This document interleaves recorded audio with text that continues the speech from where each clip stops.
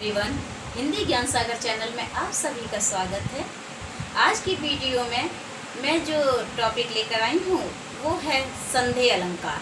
आइए संदेह अलंकार की परिभाषा जानते हैं, उसका उदाहरण जानते हैं और उसका स्पष्टीकरण देखेंगे कि किस प्रकार से वो संदेह अलंकार है।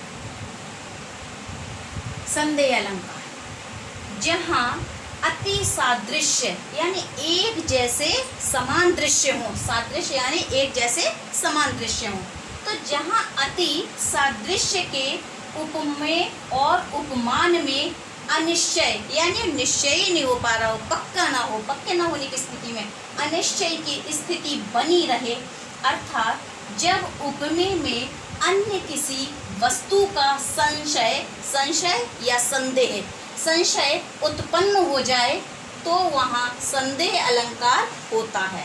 उदाहरण है इसका सर्वश्रेष्ठ उदाहरण यही आता है, सारी बीच नारी है या नारी बीच सारी है, सारी ही की नारी है या नारी ही की सारी है।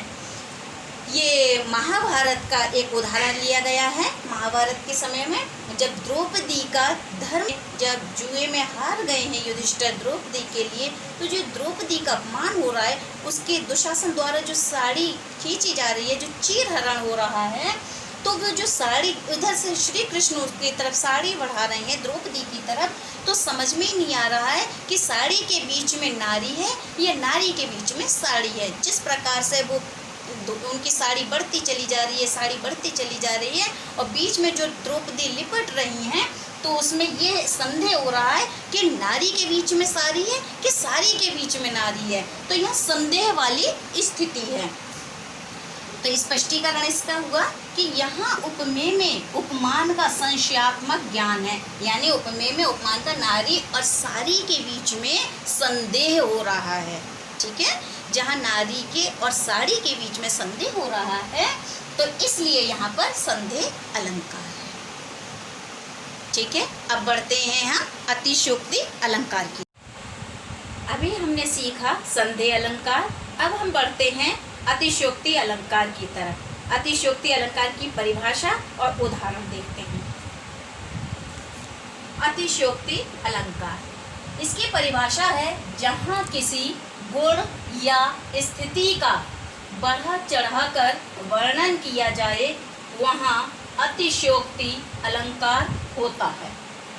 यानी किसी भी चीज़ का, किसी के गुण का, किसी के गुण का या किसी भी स्थिति का बहुत ज़्यादा बढ़ा चढ़ाकर वर्णन किया जाए, बढ़ा चढ़ाकर बताया जाए, वहाँ अतिशयोक्ति अलंकार होता है। किस प्रकार होता है? उदाहरण, हनुमान की पूंछ में लग न पाई आग, लंका सारी जल गई, गए निशाचर भाग। अब इसमें जो हनुमान जी के गुण हैं उनके बारे में बढ़ा चढ़ाकर वर्णन किया गया है कि हनुमान जी की पूंछ में अभी आग नहीं लग पाई है। ये उस समय का वर्णन है जब लंका में हनुमान जी जाते हैं और पकड़ लिए जाते हैं, तो उनकी पूंछ में आग लगाने के लिए होती है, लेकिन हनुमान की पूंछ में आग अभी नहीं लग पाई है। लंका सारी, और अभी हनुमान जी की पूंछ में आग लगी नहीं और लंका सारी जल गई और सारे राक्षस भाग गए। तो यहाँ पर हनुमान जी के गुणों का बहुत बढ़ा चढ़ाकर वर्णन किया गया है। दूसरा उदाहरण है, आगे नदियाँ पड़ी अपार, घोड़ा कैसे उतरे पार, राणा ने सोचा इस पार, तब तक चेतक था उस पार। महाराणा प्रताप के बारे में तो आप जानते ही होंगे, उनके घोड़े का नाम चेतक था। महाराणा प्रताप के ऊपर और चेतक के भी ऊपर कविताएं लिखी जा चुकी हैं। तो इसमें वही है कि आगे नदियाँ पड़ी अपार, यानी आगे विशाल नदी पड़ी है। राणा प्रताप जो घोड़े से जा रहे हैं, युद्ध भूमि का सीन है, जब उससे घोड़े से जा रहे हैं तो आगे नदी पड़ गई है, तो घोड़ा कैसे उतरे पार? अब यदि घोड़ा उसके नदी के पार कैसे हो? राणा ने सोचा, यानी अभी राणा सोच ही रहे हैं कि घोड़े को मैं नदी को कैसे पार कराऊं। राणा के सोचने से पहले ही तब तक चेतक ने नदी पार कर ली है। तो ये उसकी हिम्मत का, उसके साहस का बहुत ही बढ़ा चढ़ाकर वर्णन किया गया है।